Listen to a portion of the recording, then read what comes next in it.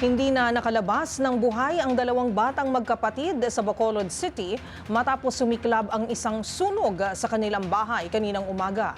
Hinala ng mga otoridad, nagmula ang apoy sa kandila na sinindihan dahil brown out sa lugar.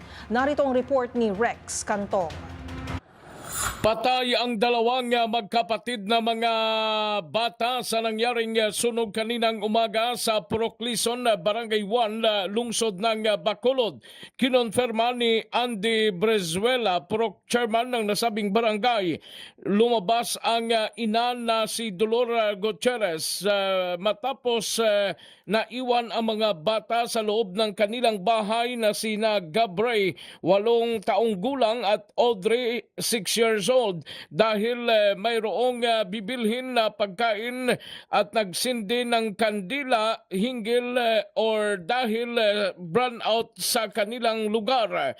Dagdag pa ni Brizuela, posible ang sinindihang kandila ang pinagmulan ng sunog dahil burn out din sa nasabing lugar. Wala ring narinig na boses mula sa mga bata habang nasusunog ang kanilang bahay.